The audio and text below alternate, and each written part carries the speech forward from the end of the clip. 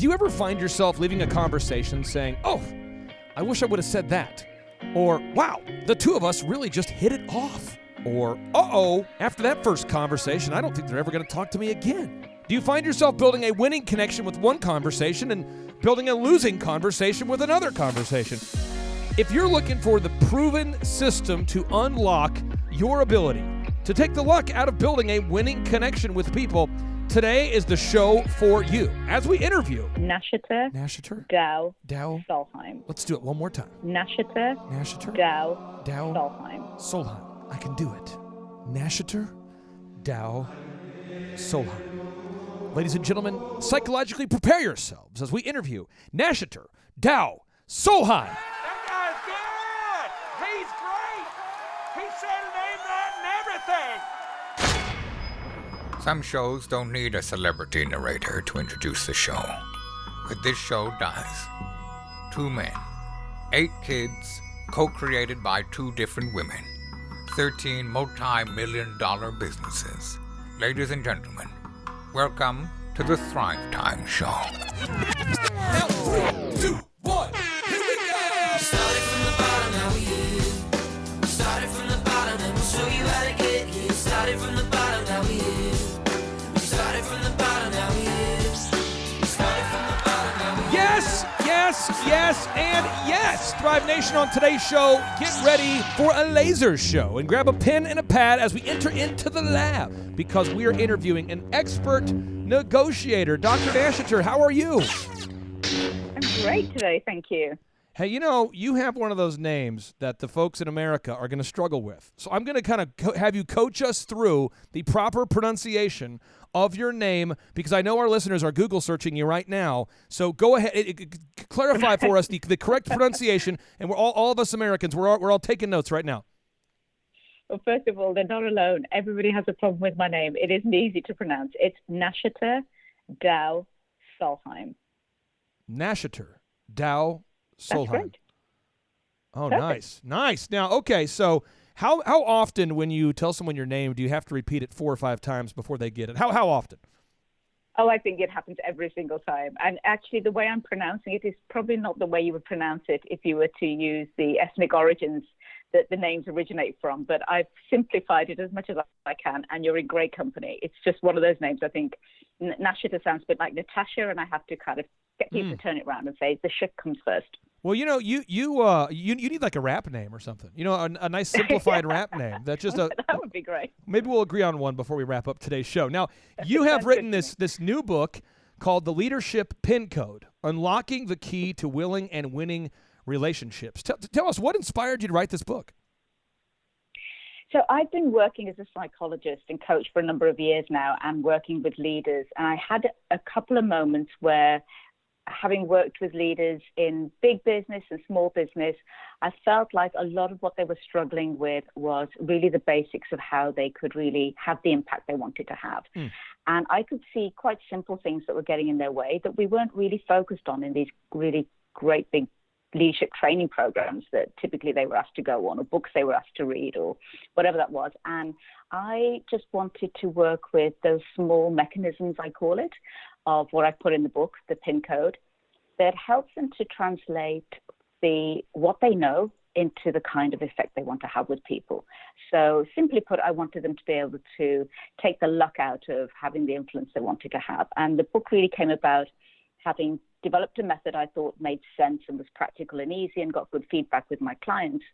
And they would often say to me, have you written this down anywhere, Nashater? And I was thinking, well, I'm not really a writer, no, but maybe I can put something on a Word document or on a PowerPoint. And then after a while, I figured it was a good idea to really crystallize what this method was and put it in a book. So really it was written for my clients first and foremost. Now, somebody should write this down here. First knowledge bomb here. You said you wanted to take the luck out of it. Can you talk about, by default, how people maybe are incorrectly trying to unlock the key to these winning relationships? I mean, how are people getting it wrong by default if they don't have a proven plan? So I think it's not that they're always getting it wrong, but I don't know that they always know why they're getting it right, if I could say that. So, sometimes you meet people and you have a great connection and it just works. and you run with it, and you maybe you've never met them before, and then you just have this connection that you want to follow up on again. And then sometimes you meet people and it jars, it doesn't quite work out, and you can't really figure out, was it me, was it them, was it something, in the relationship there that didn't quite work out. And so what I mean by taking the luck out of it is trying to, in a work environment context, which is what I write the book for, how can you be much more conscious and know that you are going to have a good conversation. This is going to be a good dialogue. I'm going to have the effect I wanted to have. And be conscious about working out what works for you, and then being conscious about, well, when it doesn't work, why doesn't it work? So taking the luck out of, just suck it and see, as we say, but actually getting into it and saying, okay, I've figured this is what my pin code is. This is what really works for me when I'm talking to people and I really want to have a great relationship. Where are you from? Or I guess, where are you recording from today? I'm actually sitting in a beautiful town called Stavanger in Norway, in the southern part of Norway. It's on the coast. It's a harbour town. It's beautiful. Can you see the water from It's not where I'm from, though. Can you see the water from where you are?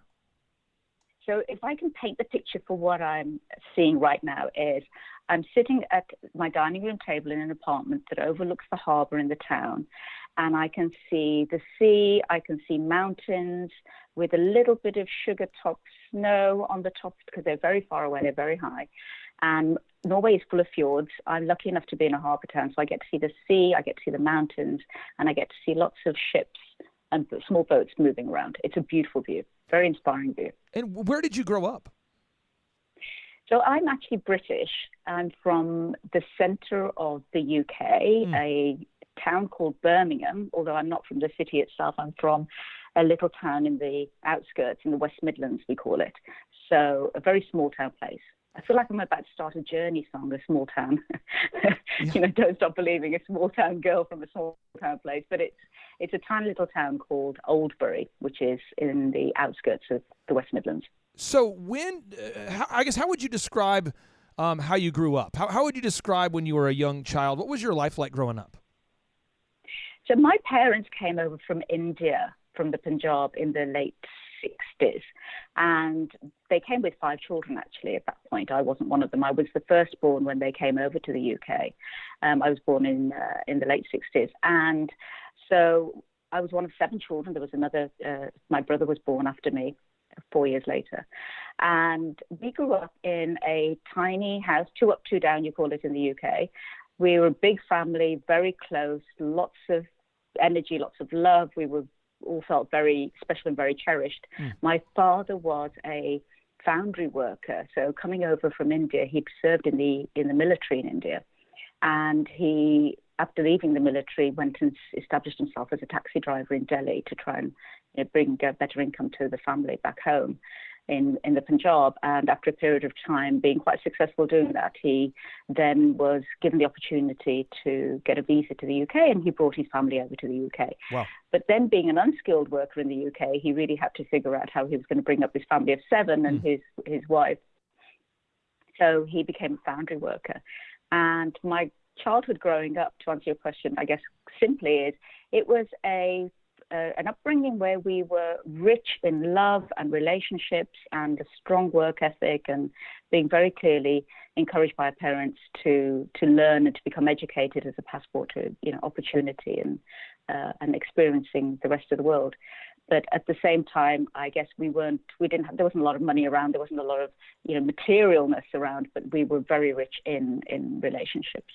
Now, did you say your family came over from the Punjab? Is that what you said, the Punjab? That's right. Yeah, from the Punjab. It's the farmland, northwest India, predominantly farmland. Now, I do not expect you to have done a ton of research on me, but I started out my career as a disc jockey.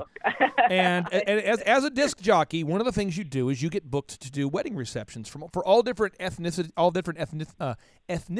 all different backgrounds, people from all over the world.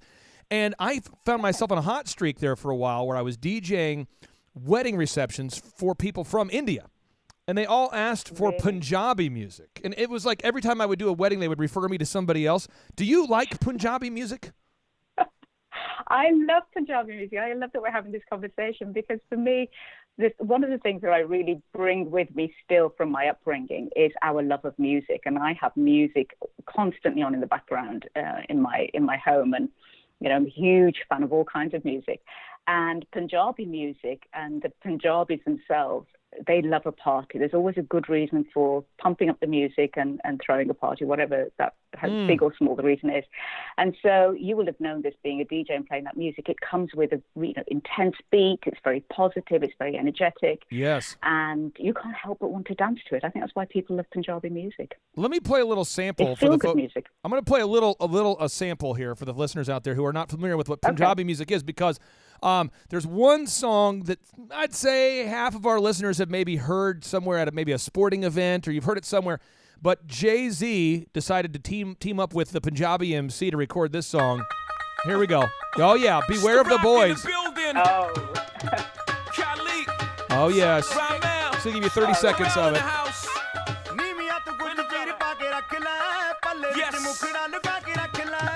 Live from United States, Brooklyn, New York, it's your boy.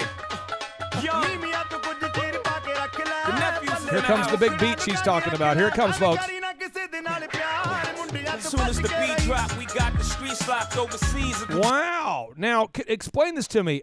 At the wedding receptions, people are dancing in a circular fashion, and it appears as though they're turning a light bulb. They're somehow like installing a light bulb. What's that all about?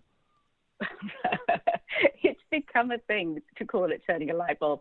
Yeah. But it's just free movement. You can really do what you like when it comes to Punjabi music. Bhangra is the name of the dance that you're commenting on. Bhangra. It doesn't have to be done in a circle, but it's really about using your entire body to express and a lot of jumping to the beat. We have a phrase in Punjabi about raise the rooftop, take the roof off the building by bringing your energy.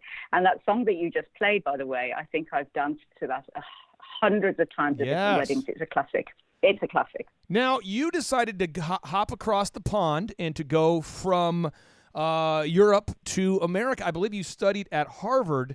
When did you have the thought it was time to go across the pond and to come into the great United States of America? So I've been studying psychology years ago in the UK and practiced then as a psychologist for years and years. And actually, when I say I studied at Harvard, I went as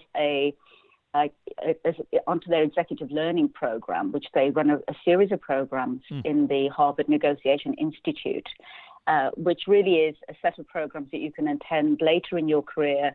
People who've worked in executive leadership roles and they want to top up their learning in different topics. And I wanted to go and learn formally a method of working with negotiations. I'd worked with negotiations pretty much most of my career as a psychologist, but really wanted to work with the best in terms of learning this very effective method that I knew they were teaching that I could then go on and teach to other people.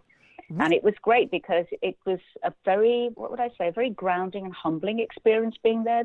I don't know what kind of assumptions I had about what it would be like to be at Harvard, but I was only there for 2 or 3 periods over a year. And in that time, just felt very accepted, very included. It was a very, probably, let me just backtrack. I think some of the assumptions I had was, I guess, coming from the UK, we have Oxford and Cambridge, you have these institutions which are held and revered as, the best at what they do, masters in what they teach. And perhaps an assumption on my part was that it would be a little bit stiff and it would be very formal, and you would feel in a way that you were in the presence of great minds who maybe felt a little bit remote and hard to access. But it was totally the opposite. We sat in the lecture theatres, we had great conversations with these professors whose books I'd read, and they were just teaching us through their own stories and their own lessons the very practical ways in which they'd applied some of these learnings and the methods they were teaching us. It was a very accessible, very easy way to learn. And I felt quite inspired really by that, which is how I tried to teach the method in my book, which was taking these very sometimes complex and academic ideas, stripping it back and teaching it very simply in a way that I hope most people can relate to. In your book, the leadership pin code, as you talk about how to the keys to building willing and winning relationships, there had to have been some times where maybe there was some awkward miscommunication when you were first meeting your new American colleagues there. Are there words that you use over in Europe that we don't use here in America, where it became a kind of a comical confusion when you were referring to something? Perhaps maybe a biscuit? A biscuit. Can I give you perhaps one that went the other way? Yeah. Somebody said to me not so long ago, they wrote me a mail and said, "This is a doozy." I was like, okay. I just skip over that word. I wasn't quite sure what that was meant by that. And I wrote back and said, well, this is, great news. Thank you. Looking forward to following up. P.S. What's a doozy? And it was somebody actually from Austin who then went on to explain that a doozy is, this is, I guess in English we would say, in British English, this is the bomb. This is a great thing. This is a great moment. So sometimes I've underestimated somebody's enthusiasm because I haven't understood, doozy was supposed to be something I should really be like, yay, this is great. And I haven't really understood the power of the descriptor. But certainly in English, I think the Americans probably find the way that I express myself a little, coy, probably a little understated. When I've said, great things have happened, I say, yay, that was a good thing. And they're like, okay, we would have been a little more enthusiastic, a little more passionate about it. When you greet people, do you say, hello, mate? Do you say that, hello, mate? No. No? I think there are parts of the UK which might say hello, mate. No, I'm more likely to say, hi, how are you? But we do use mate more frequently in the UK. Okay. We probably don't say it in the way that you've probably seen it on TV and TV programs. I think it's probably glamorized a little bit. Two more stereotypical European questions I have, and then we'll move on into your book. I want to know, go for it. Why do you tell people, or maybe you don't, but I have a friend of mine who's from Essex, and Essex, England, and Andy always says, I'm going to the hospital. He says, I'm going to hospital. I'm going to hospital. He doesn't say the hospital, but in America we would say, I'm going to the hospital. He says, I'm going to hospital. Why do we not say the in front of the word hospital, or do you say the in front of the word hospital? I think you're right. We probably don't always say it. I think what we write and what we say are probably two different things. But if I was going to say I'm going to hospital, it's because it doesn't really matter which hospital. The point is it's a hospital I'm going to. So if you're going to the hospital, I don't know whether people are trying to be more specific about which one or, that it's nearby.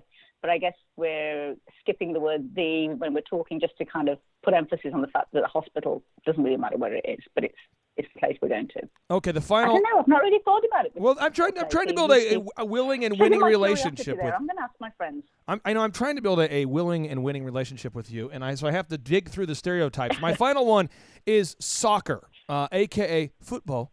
It is huge over. It's huge. It's huge. It's huge. How huge is it? How huge is it not? Because I hear it's huge across the pond. It's huge across the pond. I mean, in a whole other way. I'm sitting in Norway, and they are as consumed by English football as I think the British are. There's a lot of my friends who will travel over to the UK from Norway. It's an hour and a half by flight. And they are flying over for all the games for their favourite team. Liverpool's a big team in Norway, the Liverpool Football Club in the UK. So you have a lot of people here who will have season tickets and travel over from all the games. So it's huge. It's more than the sport, the British will tell you. You don't change teams once you have a team, and typically it's a team where you grew up. It's much more about your identity and your community and a way of life than it is just the game itself. So you're tapping into something much bigger than a sport when you talk about British football. Now, for the folks out there the folks out here who are maybe, let's say that they're practicing their, football religion, or maybe they're practicing their own Christian faith, their religion around this Easter time of the year, that kind of thing. Some people are quarantined in their house, some people are not, and people are saying, you know what? I've got a little downtime. I might just pick up a book. But you know this and I know this. There are many, many great books out there. Why do you feel like everybody should pick up a copy of the Leadership Pin Code? Or maybe what's something we can learn in your book that everybody needs to learn?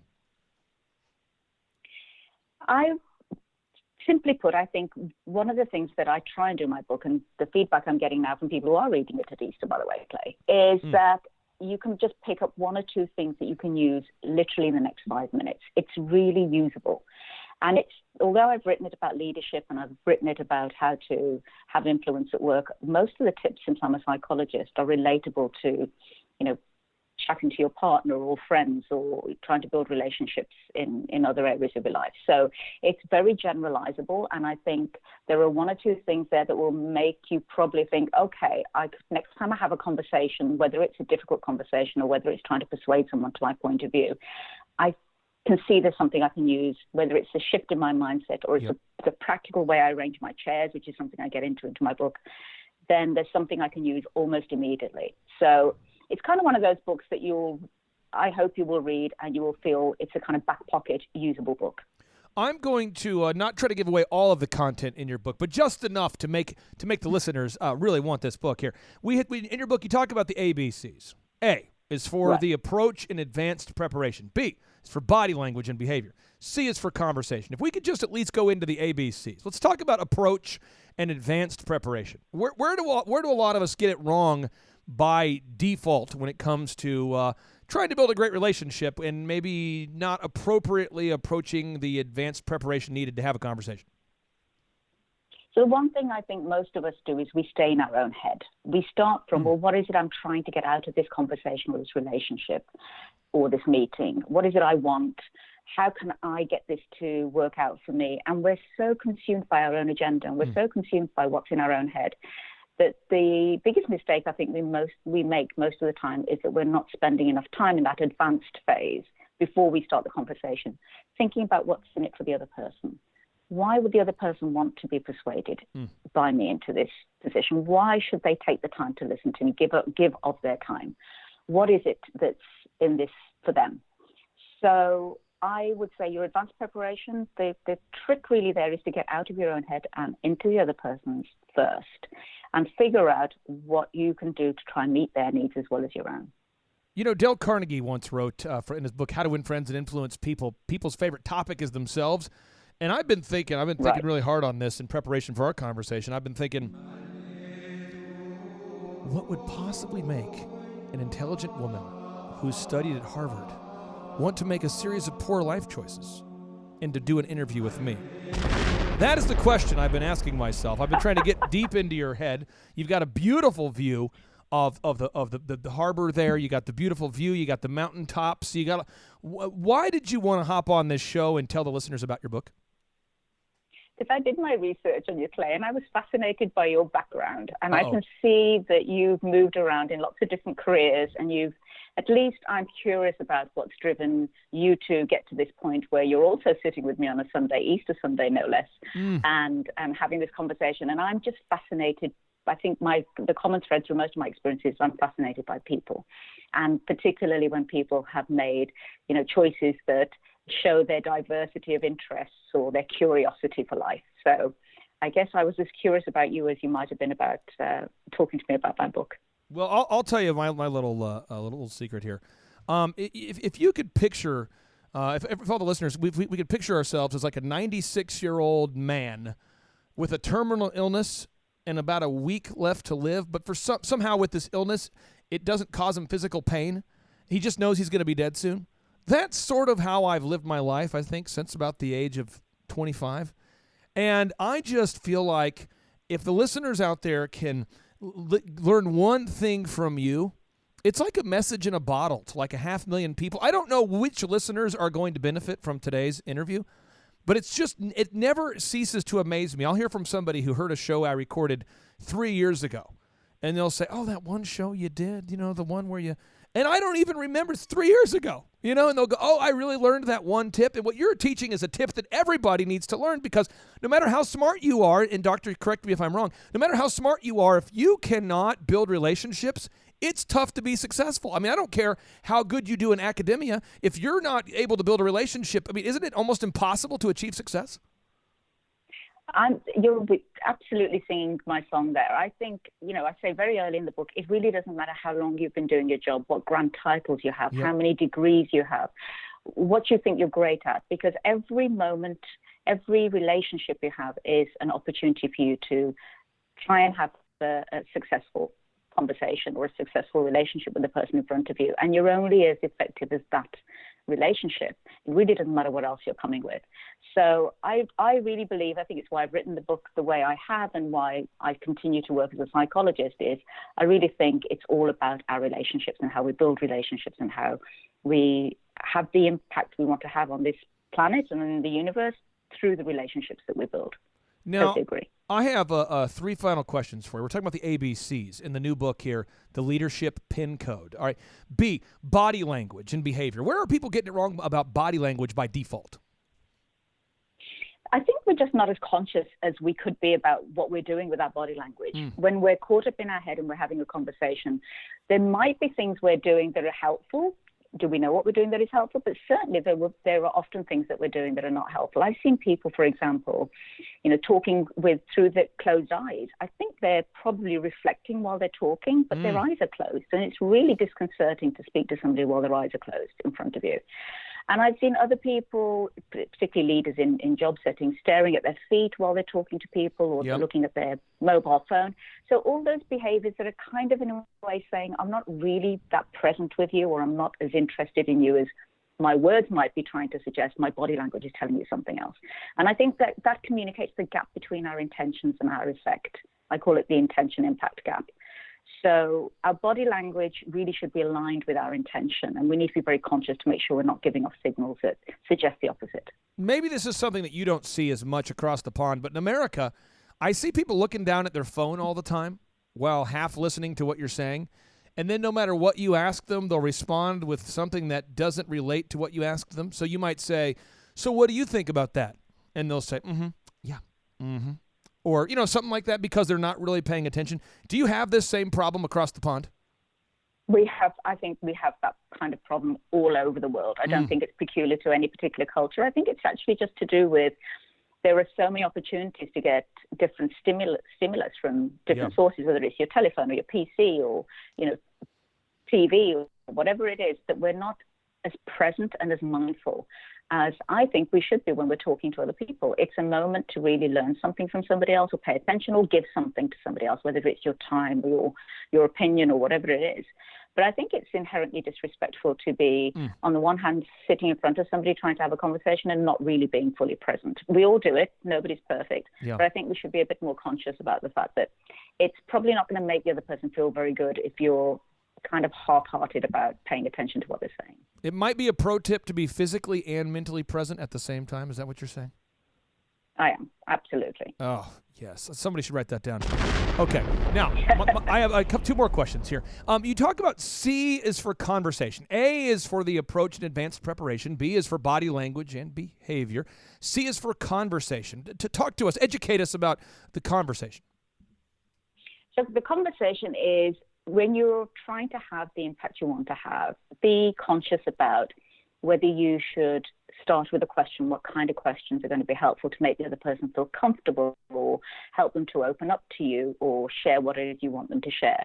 And what kind of responses, whether they're questions or statements, you might make that close people down and make them feel perhaps that you're not paying attention to the point that we've just talked about. So I talk about things like, think about asking open, curious questions that help people want to share more information. The who, what, where, when, how type questions. Avoid questions like why.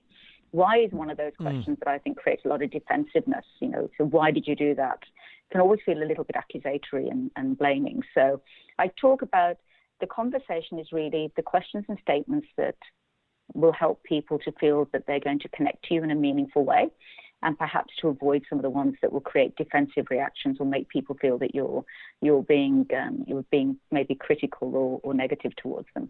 So it's the words, simply put, it's the words that come out of your mouth. Be conscious. And I share my toolbox as a psychologist. I've been trained in questioning techniques.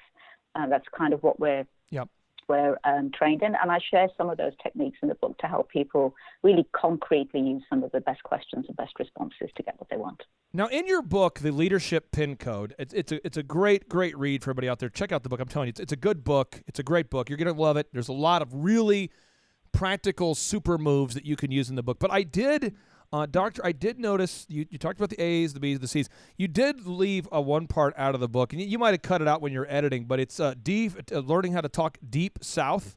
How come you didn't include a chapter on how to speak with a Deep South twang? What's going on with that? That's a great question. Maybe the next book needs to be just about that. I'm not sure that I'm going to be able to be the expert on that one. I'll probably have to speak to somebody. Maybe you're going to enlighten me, Clay, what that would look like. Have you been to Oklahoma before? I have never been to Oklahoma. Okay. Well, first off, what I'm just going to teach you, and if you can practice with me a little bit, okay? Because the problem with you folks from across the pond is you sound more intelligent. Every time you say something, you just sound smarter. So on today's edition of the Thrive Time Show, we're going to be talking to Dr. And I would have more subscribers. I would have more than 500,000 listeners. I'd probably have 50 million listeners if I sounded smart. But because I'm here in Oklahoma, I'm an Oklahomie, and I'm going to attempt to teach you how to teach Oklahoman just for a moment.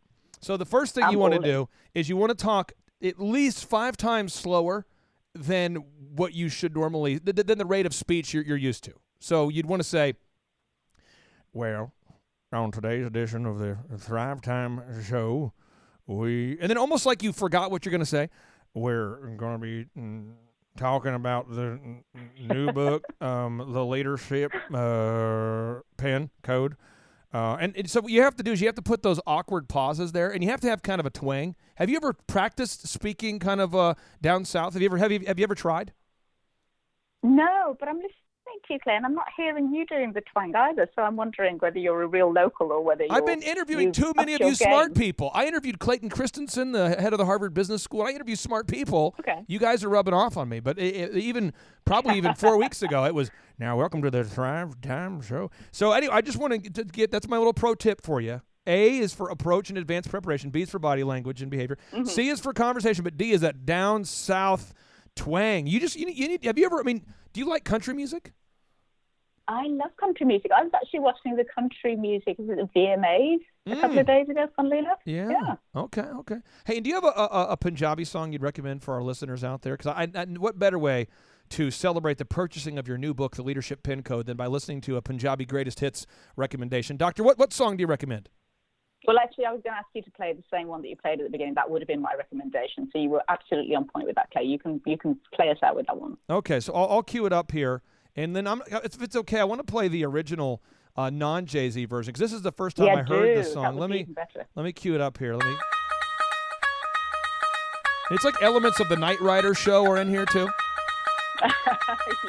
Here we go. Maybe you can break down for us what this guy's saying or what he means by this in just a moment. I'll pause it.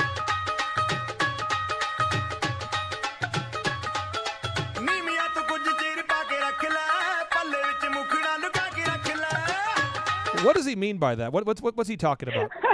I can't actually make out all the words myself, so I'm sorry I'm not going to be able to translate it for you. Okay, let me just play a little bit more. It's a very commonly used song at wedding parties, actually. Now, weddings, when you are in the weddings, have you been in a wedding reception for a traditional Indian wedding reception? Have you participated either as a bride or a bridesmaid or something? Oh, I've been at hundreds of Indian weddings. We're a huge family, so there's weddings nearly every year. Yeah. Absolutely. How long is it? 2 days or 1 day? How long are the weddings? So the wedding ceremony itself, it's a bit of a myth that it's a long wedding ceremony. The ceremony itself is only about an hour and a half. But the partying, which the Punjabis are very good at, will last about 3 weeks. So there'll be parties. 3 weeks? In advance of the wedding itself, there'll be parties probably 2 or 3 times at least, and then of course after the wedding there's always the post-wedding party. 3 weeks? So, how do people hold a job? How do people hold a job if they're partying for 3 weeks? Not day in, day out and every day, but certainly the weekends running up to the wedding, there will be an opportunity to party, whether it's in people's homes or formal events. Why not? It's a great opportunity for sharing joy. Now, a final question for you. What is your website for the listeners that want to maybe learn more about you before picking up a copy of your new book, The Leadership Pin Code? So a good way to find out more about what I'm doing now is either on LinkedIn, just Google my name, put it into LinkedIn, or you can look up my personal website, which is NashaterDeu.com. And will you spell that for the listeners out there? We have a lot of Oklahomies listening that I guarantee you if they try to spell that, we're going to get it wrong. Well, maybe the name is Nashater. Deu is Deu, and Solheim is Solheim. There's probably an easier place to get there, which would be my consulting website, which is progressingminds.com. So if you Google progressingminds.com, you'll find me there, and it will take you to the book and the website about me. Dr. Nashater, I appreciate you so much for joining us on this Easter morning, and I hope you have a great rest of your week, and it's just an honor to meet you. It's been great chatting to you, Clay. Thank you so much for taking your time today. And now, without any further ado, 3, 2, 1, boom! Over the years, has it been a struggle to grow your business? Are you just kind of struggling to put everything you're learning together into a cohesive plan that you can actually implement? That sounds like me. What if you had access to a step-by-step proven plan taught by a business coach with a proven track record of helping thousands of entrepreneurs just like you to increase their profitability on a month-to-month basis? And what if my business coaching program had actually been coaching clients since before the Great Recession? What if you are working with a coach who knows how to coach you through difficult times? And imagine if this program was actually affordable. I'm talking about super affordable, like in a perfect world affordable, like less money than it would cost you to hire even one minimum wage full-time employee. Yeah. Let me talk to the manager. At a time where Inc. magazine now reports that by default, 96% of businesses will fail within 10 years, my clients grew last year at a rate of 104%. Yeah, 104%. But can you prove it? Check out thrivetimeshow.com and click on testimonials to see the faces of my real clients and to hear their real stories about how they've really grown their businesses. These are real people just like you, real moms, real dads, real daughters, real men and women that have actually grown their companies, on average by 104% this past year. How's that possible? Well, I personally take the time to write each and every business plan, which is why I only take on 160 clients. I then use my team to help you execute your plan for your business. And my team is great, including graphic designers, photographers, and videographers, web developers, search engine optimizers, and accounting coaches to help you get on top of your numbers. And they do all of this for less money than it would cost you to hire even one full-time minimum wage employee. Does it sound too good to be true? Just visit thrivetimeshow.com and click on the testimonials button and you'll see their stories. You'll see real people now having huge success. Schedule your one-on-one consultation with me right now by going to thrivetimeshow.com. Again, that's thrivetimeshow.com. Schedule your 13-point assessment with me. I'm going to spend about a half hour to an hour with you to figure out where you're stuck. Well, right now I'm having a mental block. Every time I try to go on them internets and go to thrivetimeshow.com, I find myself sending myself an MP3 via my new fax machine app on my new phone. Well, in that case, we probably can't help you, but for everybody else, we should be fine. Just go to thrivetimeshow.com and schedule a one-on-one consultation with me. I'm going to figure out your biggest limiting factors. I'm going to go through a 13-point assessment with you to find out where you're stuck, where your growth opportunities are, and I'm going to take the time needed to type out a step-by-step plan that we're going to help lead you down together. This is going to be your year to thrive, but you have to schedule that 13-point assessment right now by going to thrivetimeshow.com.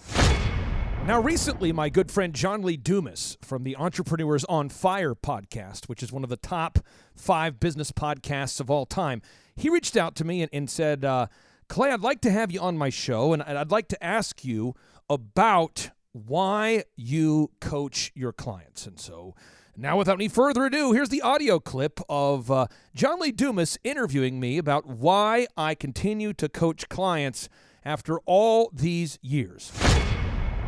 You've long ago achieved financial freedom, achieved time freedom, and that's amazing things. And a lot of people who are listening might be like, why is this guy not on a beach in Puerto Rico, just like sipping Mai Tais and like just relaxing?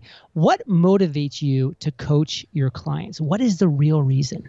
Well, I got several reasons, but I believe and I know it is entirely possible to go to college, to earn a degree, and to learn very little about how to earn money. In fact, as a general rule, most of the general education out there is kind of like it's like memorizing the History Channel. It's like you learned a lot about the Byzantine Empire, and it might be fascinating, but it's not wealth creating. And I grew up in a home where my dad delivered pizzas at Domino's. He worked the night shift at Quick Trip convenience stores to pay the bills. And I sincerely mean this. I thought that my father didn't like me until I was able to hire him when I was 27 years old. And I was talking with my dad, and I'm like, Dad, why were you always working? He's like, to put food on the table. Now, my dad has a college degree from Oral Roberts University. And imagine what that felt like as a kid. And a lot of your listeners can relate to this. My dad just worked his ass off constantly. Yeah. Because he wanted to provide. But my dad wasn't one of those dads who comes home and goes, "That's right, I've been working for you." He was a quiet guy. He just worked. And from the age of 27, when I hired my dad, he's like, "What do you want? What am I going to do for you, son?" I said, "You can just come be a dad. I'll put you on payroll. You can help me with the books. I need someone I can trust." He moved from Minnesota to Tulsa to come work with me. And when he died of Lou Gehrig's on September 5th, 3 years ago, I can honestly say I had no regrets. I got all that time with my dad. And there's so many people out there that are exchanging all of their time for very little money. And that just makes zero sense. And if you're gonna go out there today and hire a minimum wage employee, let's say you're in the great state of Michigan or something, okay? You hire an employee for $12 an hour, $11 an hour. Let's say you're in Oklahoma, you hire someone for $7.25 an hour. If you hire somebody for $12 an hour after payroll taxes and they work for you 40 hours a week for 4.3 weeks a month, that means that you're going to pay that person $2,064 a month before factoring in payroll taxes and providing them an office and all the costs of hiring them and finding them and recruiting them. And you know what I mean? There's a lot of costs, hidden costs associated with hiring somebody. And for less money than it would cost you to hire even one full-time minimum wage employee, we can change your life and we will change your life. And I am serious about it. My dad recently died, and that's not fun, but man, how terrible would my life have been if I didn't have certain key mentors in my life? And I'll tell you this, none of my mentors reached out to me. I had to go pay these people. I paid Michael Levine, the PR consultant for Michael Jackson and Prince and Nike, best-selling author Michael Levine. He worked with Charlton Heston. I paid Home Skillet $25,000 to teach me how PR works. $25,000. And it was worth every dollar of it, because now I can get my clients like Josh with Living Water Irrigation on the Kelly Clarkson show and the Today Show, and I can get clients like OxyFresh on Fox News. I know how to do it now. But $25,000. I paid Bruce Clay, I think it was $8,000 a month for 12 consecutive months to learn how search engines work. I mean, and I'm glad I did, but JLD, that's some money right there. And I paid as I went. That's some dough. I paid some money. And if I was right now and I wanted to be a podcaster, I'd pay you to learn how to podcast, because it turns out you know how to podcast. And then if I didn't have the motivation to keep podcasting every day, I'd pay you whatever that fee is. I'd call and go, JLD, how'd you stay motivated when you had 2 downloads a week? Because remember that when you started, the momentum was against you. Before you met Kate, you're getting that momentum going. It's you against the world. You're recording. You got 2 downloads a week, maybe 5 a week. And then all of a sudden people go, "Oh man, must be nice." And you go, "Yeah, I enjoyed the process," but people don't see the messy middle. The messy middle is the gap between the result that you want to get to and the dream that you just had last night. And somebody has to bridge the gap. And most people who are successful like to travel, not me. So most people who are successful like to go on vacations, not me. They like to go to NFL games, not me. They like to go to parties, not me.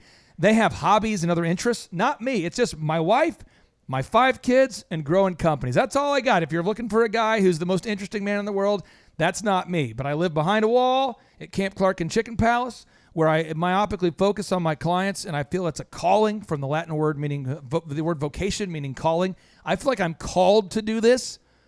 And this is what I was called to do. I'm almost 40 years old. I don't know how many more years I have left on this great planet, but this is what I'm going to do. I'll be a 70-year-old doing this. And my hero in the game of business is Paul Graham. Paul Graham's my hero. If you Google search Paul Graham, he's the coach behind Airbnb, Dropbox, and Reddit. And he was the one who kind of paved the way for what I want to do. And Paul Graham's my inspiration. Fire Nation, if you are literally not pressing pause right now and visiting thrivetimeshow.com/EOFire, check your pulse. I mean, with what Clay just shared, with the immense amount of free value that he's delivering to you on that site, it's just unbelievable. The assessment, the website check, the books, all the jazz, his passion transferred to you and your business, injecting it, especially during these crazy times, Fire Nation. This is what you need. So you know this, Fire Nation. You're the average of the 5 people you spend the most time with, and you've been hanging out with CC and JLD today. So keep up that heat and head over to thrivetimeshow.com/EOFire. The next stage in your life, Fire Nation, the next stage in your business starts at the end of that URL. Hit it, make it happen. Clay, Josh, thank you both for sharing your truth, your value with Fire Nation today. For that, we salute you, and we'll catch you on the flip side. Take care.